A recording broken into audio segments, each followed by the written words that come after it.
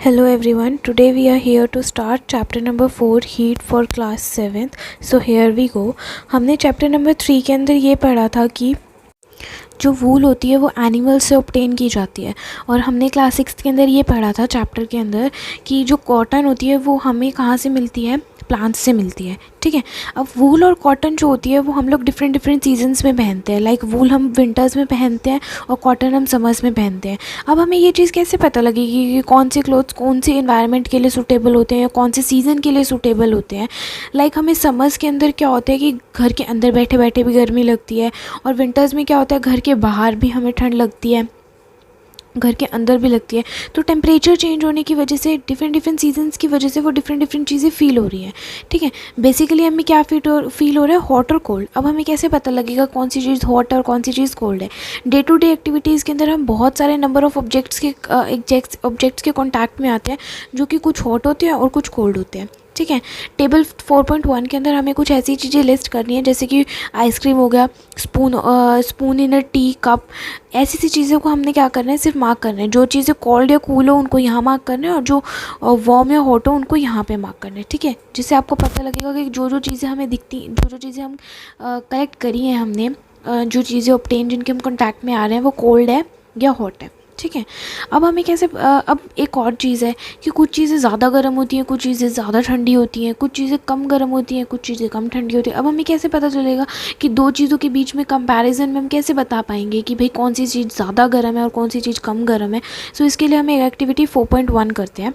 Activity 4.1 के अंदर आपको क्या करना है, आपको 3 कंटेनर लेने हैं जिनको आपको ए बी सी मार्क करना है। ठीक है, कंटेनर ए के अंदर आपको पूरा हॉट वाटर डालना है, बी के अंदर आपको कोल्ड वाटर डालना है, और सी के अंदर दोनों का मिक्स वाटर डालना है। ठीक है, उसके बाद आपको क्या करना है, आपको अपना राइट हैंड तो ए में डिप करना है, लेफ़्ट हैंड आपको डिप करना है बी कंटेनर के अंदर, और फिर 2 या 3 मिनट के बाद आपको क्या करना है, दोनों हैंड्स को निकाल के साइमल्टेनियसली उसी टाइम थर्ड कंटेनर में डिप कर देना है। अब आपको ये बताना है कि आपने क्या फ़ील किया, आपको कौन सा गर्म लगा, ठंडा लगा, मिक्स करने पे क्या फ़ील हुआ। अब आप कैसे बता पाओगे? कुछ टाइम ऐसा होता है कि हम लोग सेंस नहीं कर पाते, हम लोग कंफ्यूज हो जाते हैं चीज़ों के अंदर कि वो ज़्यादा गर्म है या ज़्यादा ठंडी है। तो अब हम उन चीज़ों को कैसे मेज़र कर सकते हैं? जो रिलायबल सोर्स हो सकता है, जो बिल्कुल जिस पे हम विश्वास कर सकते हैं, वो क्या हो सकता है? जो reliable measurement of an hotness of an object is called the temperature. Temperature बताएगा हमें कि उसका क्या है। टेम्परेचर अब किससे मेज़र कर सकते हैं? थर्मोमीटर से मेज़र करते हैं। ठीक है, ये थर्मोमीटर क्या होता है, ये टेम्परेचर को मेज़र करने के लिए होता है, मेजरिंग टेम्परेचर। अब टेम्परेचर कैसे मेज़र करते हैं? टेम्परेचर मेजर करने के लिए दो थर्मोमीटर होते हैं, एक क्लिनिकल थर्मामीटर होता है और एक लेबोरेटरी थर्मामीटर होता है। पहले हम क्लिनिकल थर्मामीटर के बारे में पढ़ते हैं। क्लिनिकल थर्मामीटर तो आप सभी ने देखा होगा, कभी ना कभी आपको या आपकी फैमिली में किसी को फीवर हुआ होगा, तो आपने 4.2 जैसे फिगर के अंदर जो ऑब्जेक्ट दिख रहा है, इस टाइप का थर्मामीटर अपने घर में ज़रूर देखा होगा, या आपने डॉक्टर के क्लिनिक के अंदर ज़रूर देखा होगा।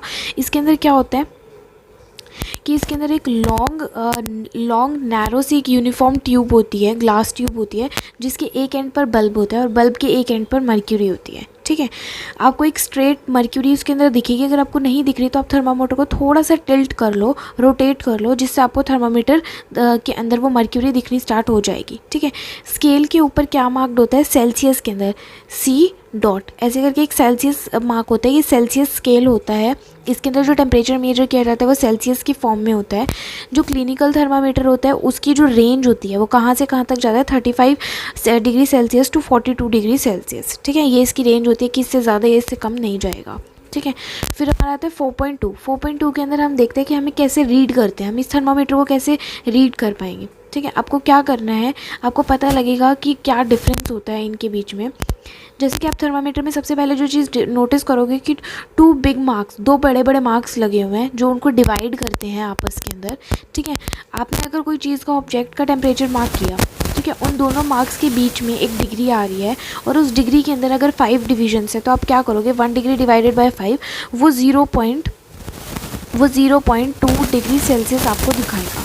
1.5 को डिवाइड करने पे 0.25 आएगा, तो 1 पॉइंट दिखाएगा। ठीक है, उसके बाद आपको क्या करना है, थर्मामीटर को वॉश करके एक एंटीसिपेटेड सॉल्यूशन के अंदर डिप कर देना और उसको जर्क करना है। जर्क मतलब झड़कना है एकदम, ताकि वो जो मर्क्यूरी है वो अपने ओरिजिनल लेवल पर वापस आ जाए। ठीक है, इंश्योर ये हमेशा ध्यान रखना है जब भी आप अपना टेम्परेचर मेजर करो, जो आपकी मर्क्यूरी है वो 35 डिग्री सेल्सियस से नीचे ही रहनी चाहिए। ठीक है, उसके बाद now place the bulb of the thermometer under your tongue. अब आपको क्या करना है, उस मर्क्यूरी को जब आप लेवल से नीचे ले आओ तब उसको टंग के नीचे रखना है, 1 मिनट तक रखना है और उसके बाद अपना टेम्परेचर को रीड करना है कि आपका टेम्परेचर क्या आ रहा है। ठीक है, उस टेम्परेचर को रीड करने के बाद आपको देखना है कि आपकी बॉडी गर्म है या कोल्ड है। तो ये आपको कैसे पता लगेगा, एक एवरेज जो ह्यूमन टेम्परेचर होता है उससे, एक एवरेज ह्यूमन टेम्परेचर होता है 37 डिग्री सेल्सियस से। ठीक है, 37 डिग्री सेल्सियस से एक नॉर्मल टेम्परेचर होता है जो कि आपकी बॉडी का, एक नॉर्मल बंदे का आना चाहिए। ठीक है, रीड करते हैं। एक्टिविटी 4.3 के अंदर आपको क्या करना है, आपको मेजर करना है डिफरेंट आपकी एटलीस्ट 10 फ्रेंड्स का आपको क्या मेजर करना है, बॉडी टेम्परेचर मेजर करना है टंग के नीचे उस थर्मामीटर को रखकर। ठीक है, उसके बाद आपको क्या करना है, यहाँ पर आपको नेम लिखना है और यहाँ पे उनके टेम्परेचर लिखना है, जो भी टेम्परेचर आएगा उनका। ओके, उसके बाद आपको उसको टेबल में रिकॉर्ड करना है और देखना है कि 37 डिग्री सेल्सियस है या नहीं। हर एक बंदे का 37 डिग्री सेल्सियस नहीं हो सकता, किसी का ऊपर किसी का नीचे होगा। ये कोई ज़रूरी नहीं है कि सभी बंदों का 37 डिग्री सेल्सियस ही होगा। इसका रीज़न ये है कि 37 डिग्री सेल्सियस एक एवरेज बॉडी टेम्परेचर है, मतलब बहुत सारे हेल्दी पर्सनस को कलेक्ट किया है। जितना उनका टेम्परेचर आया है उनको ऐड करके डिवाइडेड बाय जितने वो नंबर ऑफ लोग थे उनको डिवाइड करने के बाद जो एक टेम्परेचर निकल कर आता है वो 37 डिग्री सेल्सियस आता है, जिसको हम ये कहते हैं कि ऑन एन एवरेज इतना टेम्परेचर होना चाहिए। ठीक है, जो थर्मामीटर, क्लिनिकल थर्मामीटर डिज़ाइन किया जाता है उसकी रेंज 35 टू 42 डिग्री सेल्सियस इसीलिए होती है क्योंकि हमारा बॉडी टेम्परेचर 35 डिग्री से नीचे और 42 डिग्री से अबव नहीं जा सकता। इसीलिए क्लिनिकल थर्मामीटर को डिज़ाइन ही इसी रेंज के अंदर किया गया है, इसीलिए उसकी range 35 degree Celsius to 42 degree Celsius होती है। ओके, उसके बाद हम देखते हैं लेबोरेटरी थर्मामीटर।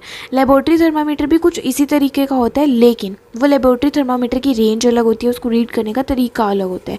लाइक जो लेबोरेटरी थर्मामीटर होती है उसकी रेंज क्या होती है, जो रेंज ऑफ लेबोरेटरी थर्मामीटर होता है वो -10 degree Celsius to 110 degree Celsius में दी जाती है, जो कि क्लिनिकल के केस में ऐसा नहीं था। क्लिनिकल के केस में हमारी क्या थी, 35 डिग्री टू 42 डिग्री सेल्सियस, और इसमें -10 टू 110 डिग्री सेल्सियस आपको मिलेगी। इसके अंदर भी स्मॉल पार्ट में डिवाइड किया गया है। अब लेबोरेटरी और क्लिनिकल थर्मामीटर में डिफरेंस क्या होता है, क्लिनिकल थर्मामीटर तो ह्यूमंस का टेम्परेचर मेजर करता है, लेबोरेटरी थर्मामीटर हमारी जो ऑब्जेक्ट्स की टेम्परेचर होती है उसको मेजर करती है। जैसे कि आपको एक्टिविटी 4.4 में दिखेगा, आपको क्या करना है, एक बीकर अंदर आपको 3/4 टैप वाटर फिल करना है। उसके बाद इसको क्या करना है, आप थर्मामीटर को उसके अंदर डिप कर दोगे। ठीक है, आपको भी इसके अंदर मूवमेंट ऑफ मर्क्यूरी दिखेगी, इसमें भी मर्क्यूरी होती है, बल्ब होता है, सब कुछ होता है इसके अंदर भी, थ्रेड लाइक मर्क्यूरी भी आपको इसमें दिखेगी। आपको इसको पानी में डिप करना है और उसका टेम्परेचर रीड करना है। ठीक है, केयरफुली नोट करना जब आप इस टेम्परेचर को जो भी आएगा। उसके बाद 4.5 एक एक्टिविटी करना जिसके अंदर आपको मग के अंदर अब टैप वाटर नहीं हॉट वाटर लेना है, उसको डिप करना है और उसको डिप करने के बाद वो जो लेबोरेटरी थर्मामीटर है उसको बाहर निकाल देना है। जैसे ही आप उसको बाहर निकालोगे वो जो मर्क्यूरी होगी वो वापस अपने ओरिजिनल पॉइंट पर आ जाएगी। इसका मतलब क्या होगा कि आपको रीड कब करना है, जब तक वो जो लेबोरेटरी थर्मामीटर है वो पानी के अंदर है। जैसे ही आपने उसको बाहर निकाला वो वापस अपने ओरिजिनल पोजीशन पर आ जाएगी। ठीक है, नाउ अब आप ये देखो, जब आपने अपना बॉडी टेम्परेचर मेजर किया था और उसको जब टंग से बाहर निकालते हो तब भी वो मर्क्यूरी उसी पोजीशन पर स्टिक होती है जहाँ पर आपने उसको छोड़ा था। जब आप उसको जॉग करते हो, झड़कते हो, उसके बाद वो मर्क्यूरी अपनी ओरिजिनल लेवल पर आती है। ऐसा क्यों? लेबोरेटरी थर्मामीटर के केस में क्या हुआ कि जैसे ही हमने बाहर निकाला वैसे ही वो मर्क्यूरी वापस से नीचे चला गया। ठीक है, लेकिन क्लिनिकल थर्मामीटर में ऐसा नहीं हुआ। उसका सबसे बड़ा मेन रीज़न क्या होता है, जो फिगर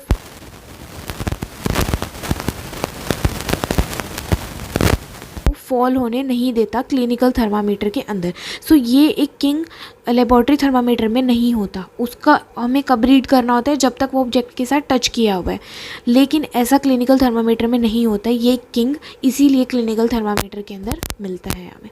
ठीक है, so this was all about the कैसे मेजर करते हैं हमारे टेम्परेचर को। उसके बाद आता है ट्रांसफ़र ऑफ एन हीट, एक जगह से दूसरी जगह पर कैसे ट्रांसफ़र होती है।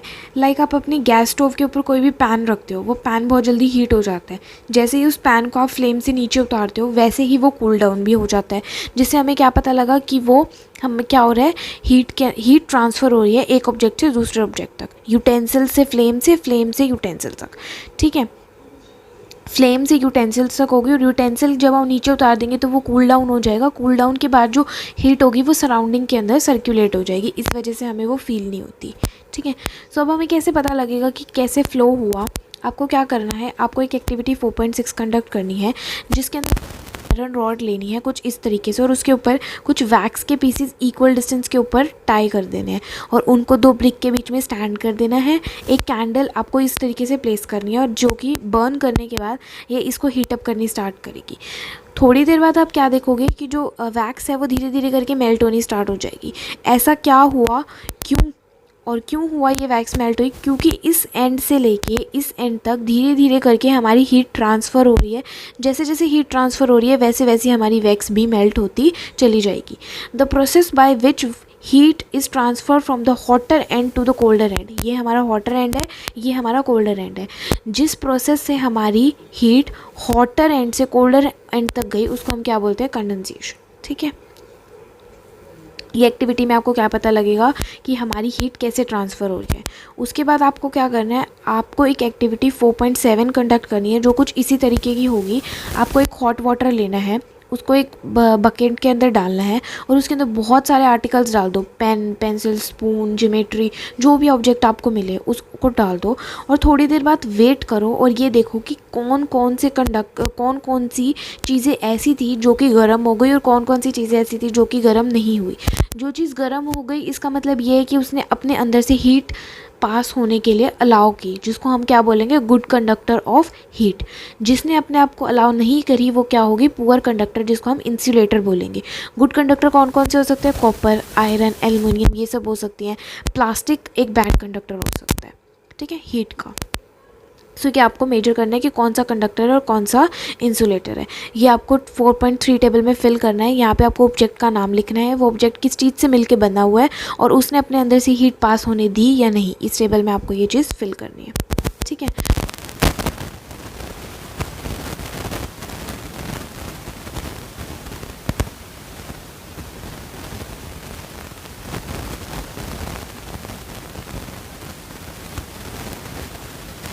डालना है किसका, पोटेशियम पैरामैग्नेट का। बॉटम के अंदर उसको डाल देना है और उसको मिक्स के लिए। ठीक है, जैसा कि आपको इस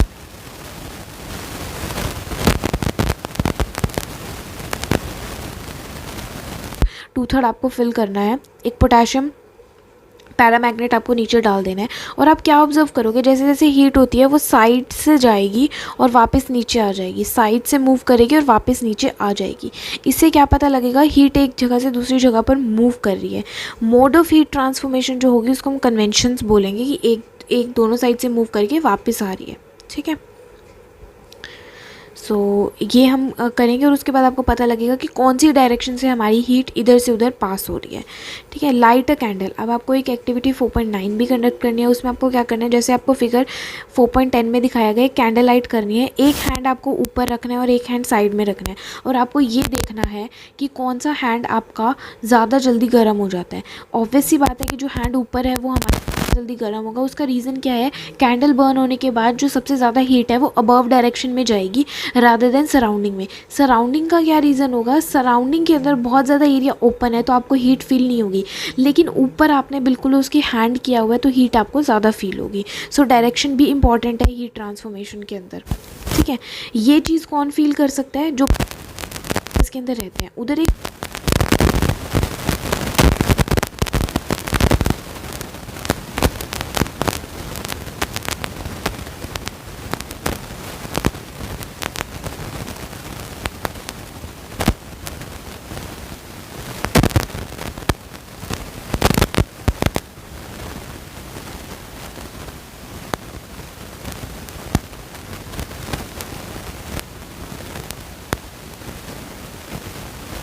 जब हमारी कूलर जो एयर होती है वो हमारी हॉटर की तरफ मूव करती है ड्यूरिंग द डे टाइम, तो उसको हम क्या बोलते हैं, सी ब्रीज, ठीक है। और जब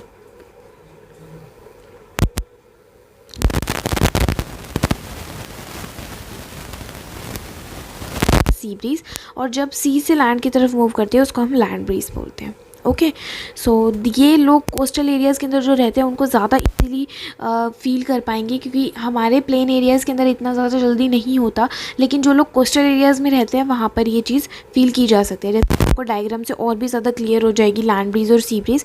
ड्यूरिंग द डे टाइम जो यहाँ पे कूलर रीजन होता है, कूलर एयर होती है, वो क्या करती है, वो इस लैंड की तरफ मूव कर जाती है। नाइट टाइम में क्या होता है, ये जो हॉटर रीजन है वो कूलर की तरफ मूव कर जाता है। ये प्रोसेस होता है कि कूल एयर्स डे टाइम में हॉट की तरफ आ जाती हैं, और उसके बाद क्या होता है, नाइट टाइम के अंदर जो कूलर प्लेस होती है, जो हॉटर प्लेस होती है, वो कूल की साइड मूव कर जाती है। ठीक है, ये डायग्राम से आपको लैंड ब्रीज और सी ब्रीज आपको बहुत ईजिली क्लियर हो जाएगी। उसके बाद आपका आता है सन की जो हीट होती है वो रेडिएशंस क्रिएट करती हैं, जिसकी वजह से ये ट्रांसफ़र ऑफ सारी प्रोसेसेस को फॉलो कर सकते हैं हम लोग। फिर हमारा आता है kind of clothes we wear in summer and winters. Winter और समर में हम डिफरेंट क्लोथ्स क्यों पहनते हैं। लाइक हमने ये देखा है कि हम लाइट कलर के क्लोथ्स समर्स में ज़्यादा प्रेफर करते हैं और डार्क कलर के क्लोथ्स विंटर्स में ज़्यादा प्रेफर करते हैं।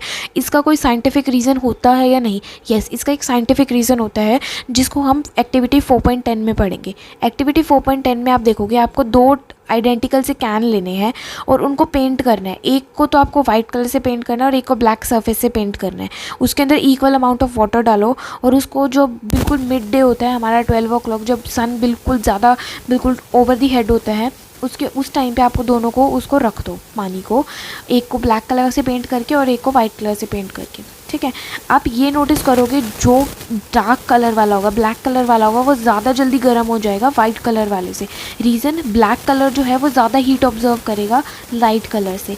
यही रीज़न हमारा होता है कि हम समर्स में लाइट ज़्यादा प्रेफर करते हैं, ताकि वो हमें हीट ज़्यादा ना लगे, वो ज़्यादा हीट को ऑब्जर्व ना करे, और हम विंटर्स में डार्क क्लॉथ्स पहनना ज़्यादा प्रेफर करते हैं। ठीक है, विंटर्स में इसीलिए हम वूलन्स को पहनना ज़्यादा प्रेफर करते हैं, क्योंकि वो हमारी जो हीट है उसको ट्रैप करके रखती है, और वूल जो है वो पुअर कंडक्टर ऑफ हीट होता है, तो वो उसको हम प्रोटेक्ट भी करके रखते हैं हमें। ठीक है, so this was all about this chapter.